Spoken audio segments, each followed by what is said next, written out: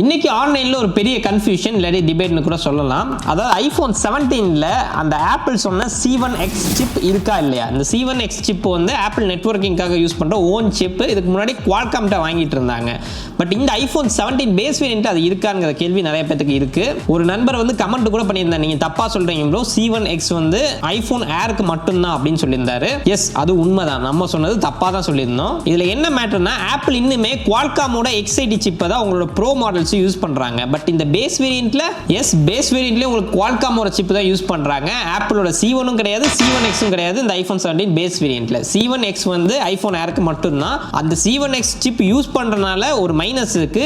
Millimetre wave 5G iPhone ஏர் support பண்ணாது. அது ஒரு மிகப்பெரிய நெகட்டிவா யூஎஸ் மார்க்கெட்ல சொல்றாங்க. இந்தியால எனக்கு தெரிஞ்சு சப் 6 வந்து அவ்வளவு சரியா கிடைக்கிறது கிடையாது. மில்லிமீட்டர் வேவ் இருக்குன்னு இந்தியால சொன்னாலுமே அந்த அளவுக்கான ஸ்பீட்ஸ் இந்தியால கிடைக்குதா அப்படிங்கிறது ஒரு கேள்விக்குறியா தான் இருக்கு. எல்லா இடத்துலயும் நான் சொல்றேன், மேபி டெல்லி, மும்பை இல்ல சென்னையில நீங்க இருக்கீங்கன்னா கிடைக்கிறதுக்கு பாசிபிலிட்டி இருக்கு. பட் எல்லாத்துக்கும் மில்லிமீட்டர் வேவ் கிடைக்குமான்னு கேட்டீங்கன்னா மிகப்பெரிய ஒரு கேள்விக்குறி தான். ஆல்சோ ஆப்பிள் வந்து இது ஒரு டெஸ்டிங்கா தான் பண்றாங்க. ஆல்ரெடி C1 சிப் வந்து உங்களுக்கு ஐபோன் 16e ல கொடுத்திருந்தாங்க.